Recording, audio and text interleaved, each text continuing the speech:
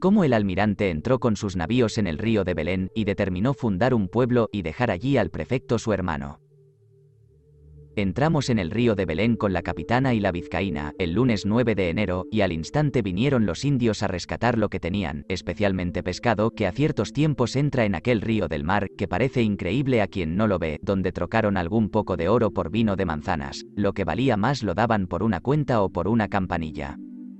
El día siguiente entraron los otros dos navíos que no habían entrado antes, que por haber poca agua en la boca, les fue preciso esperar la creciente, aunque no crece allí el mar en la mayor marea sino media braza, y porque Veragua tenía gran fama de minas y grandes riquezas. Al tercer día de nuestro arribo se embarcó el prefecto en las barcas para entrar por el río e ir hasta el palacio de Quibio, que así llaman los indios a sus reyes. Sabida por el cacique la venida del prefecto, fue con sus canoas por el río abajo a recibirle, y se trataron con mucha cortesía y amistad, dando uno a otro las cosas que más estimaban, y habiendo estado después un gran rato en conversación, se retiró cada uno a los suyos con gran quietud y paz, y al día siguiente fue Quibio a los navíos a visitar al almirante, y habiendo estado más de una hora en conversación, el almirante le dio algunas cosas y los suyos rescataron oro por cascabeles, y se volvió sin ceremonia alguna por el camino que vino.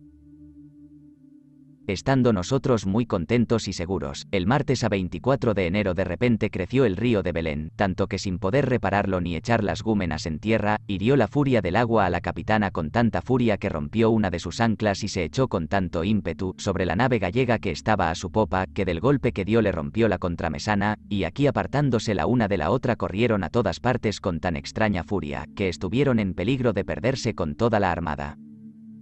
Creían algunos que la ocasión de esta creciente fuesen las grandes y continuas lluvias que hubo aquel invierno en aquella tierra, sin que cesase ni un día, aunque si fuese así, hubiera la creciente engrosado poco a poco y no venir de repente con tanta furia, por lo cual se sospechaba que fuese algún gran turbión que descargó sobre los montes de Veragua, a los cuales llamó de San Cristóbal el almirante, porque lo más alto de ellos entraba en la región del aire, donde se engendran las impresiones. Por lo cual en su altura no se ven nubes porque están más bajas, y quien le viere dirá que es una ermita, y está por lo menos 20 leguas a tierra adentro, en medio de muchas montañas. Y allí creímos haberse originado esta creciente, la cual hizo tanto daño, que el menor peligro fue que aunque podíamos por la creciente salir a lo largo del mar que estaba media milla distante, era tan cruel la tempestad que andaba en él, que si hubiéramos salido en poco tiempo nos hubiera hecho pedazos. Y esta tempestad duró tantos días que pudimos asegurar y armar bien a los navíos, y rompían las ondas con tanta furia contra la boca del río que no podían las barcas salir de él a correr la costa y reconocer la tierra para saber dónde estaban las minas y elegir el mejor sitio para fundar un pueblo. Porque tenía determinado el almirante dejar aquí al prefecto con la mayor parte de la gente, para que poblasen y sujetasen aquella tierra, hasta que él fuese a Castilla para enviarles socorro de gente y vituallas.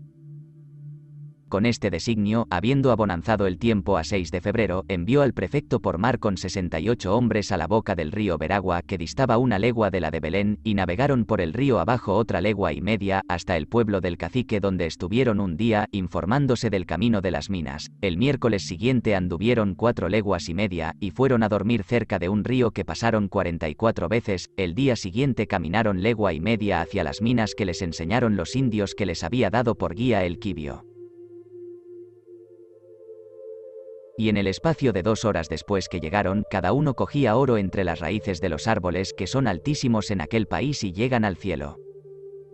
Estimóse mucho esta muestra porque ninguno de los que iban llevaban instrumentos para sacar el oro, y no siendo su viaje más que para informarse de las minas, se volvieron muy alegres a dormir a Veragua, y el día siguiente a los navíos, que aunque es verdad como se supo después, que estas minas no eran de Veragua sino es de Urira, que es un pueblo de enemigos, y que las de Veragua están más cerca, y porque tienen guerra todos los pueblos, mandó el Quibio para darles pesar, que fuesen allá los cristianos con sus guías,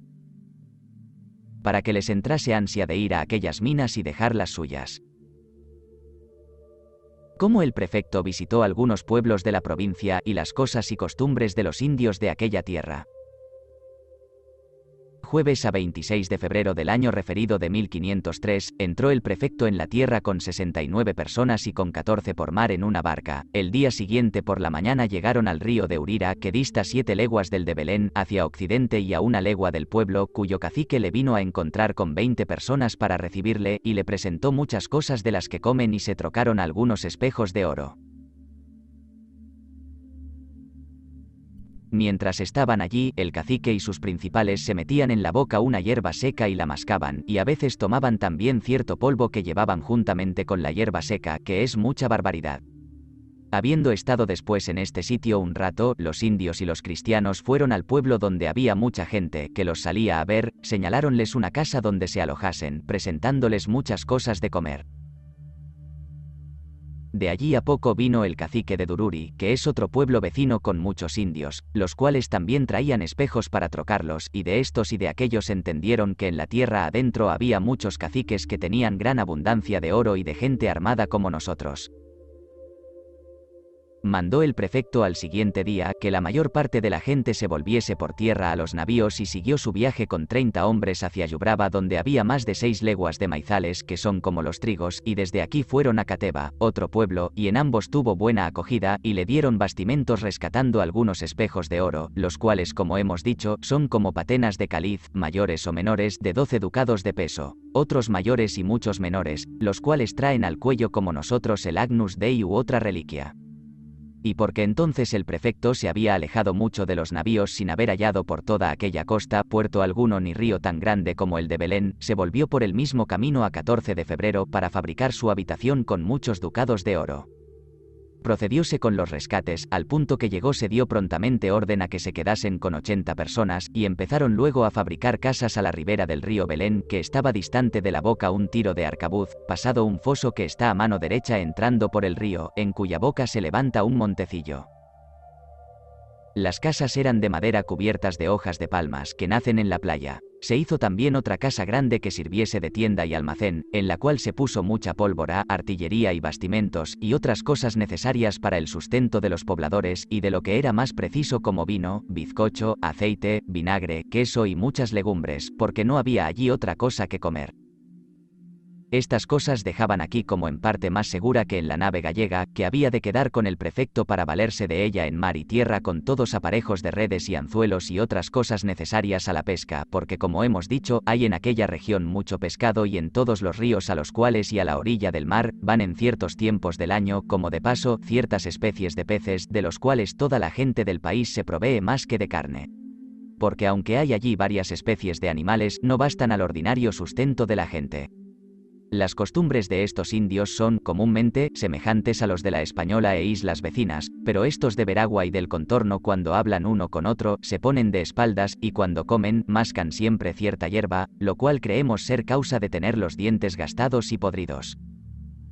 Su comida es pescado que pescan con redes y con anzuelos de hueso que los hacen de las conchas de las tortugas cortándolas a filo, y lo mismo hacen en las otras islas. Usaban de otro modo de pescar algunos peces tan pequeños como los más pequeños, que llaman titi en la Española. Estos a ciertos tiempos concurren con las lluvias a las orillas, perseguidos de los peces mayores con tanta ansia que se ven precisados a subirse a la superficie del agua, en la cual los pescan los indios con esteras pequeñas y con redes muy chicas, así cogen cuantos quieren y los envuelven en hojas de árboles del mismo modo que conservan los boticarios sus confecciones y después tostados en el horno. Se conservan por tiempo largo. Usan también de una red de pescar sardinas, como hemos dicho de las pescas de otros, porque este pez huye a tiempo de los peces grandes con tanta velocidad y miedo que saltan la playa seca 2 o 3 pasos con que no tienen que hacer más que cogerlos. Pescan también de otro modo las sardinas, pues en las canoas desde la popa a la proa ponen un bulto de hojas de palma, de 3 brazas de alto, después van navegando por el río haciendo mucho ruido y dando con los remos en el bordo, porque las sardinas para salvarse del pez que las persigue, saltan la canoa y ponen aquella altura para que caigan en ella y así toman cuantas quieren los suris, las lachías y aún las lisas y de otras suertes de peces vienen en otros tiempos y es cosa maravillosa ver. Que al tiempo del paso por aquellos ríos tomen tan gran cantidad y la conserven tanto tiempo tostada. Tienen también para su alimento mucho maíz, que es cierto grano que nace como el mijo, con una espina pitañocha, de que hacen vino tinto y blanco como la cerveza en Inglaterra, y allí echan lo que les parece, según lo que más les agrada y sale de buen sabor. Hay vino raspago. Hacen otro vino de unos árboles que parecen palmas, y yo creo que sean especies de ellas, aunque son lisos como los otros árboles y tienen en el tronco muchas espinas tan largas como las del puerco. Espín, de la médula de estas palmas, son como palmitos, apretándola y exprimiéndola sacan el zumo de que hacen el vino y cociéndole en agua, echándola sus especias, le tienen por muy bueno y precioso. También hacen otro vino del mismo fruto que hemos dicho que se halló en la isla de Guadalupe, el cual es semejante a una piña gruesa.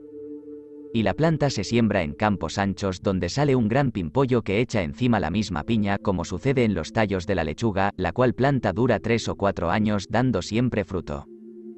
Hacen vino también de otras suertes de frutas, especialmente de una que nace en árboles altísimos tan grandes como cedros y cada uno tiene 2, 3 y 4 huesos, al modo de nuez, aunque no es redonda, sino como el ajo o la castaña. La corteza de este fruto es como la de la granada y se parece a ella cuando está quitada del árbol aunque no tiene coronilla, y su sabor es como de persigo o pera muy buena.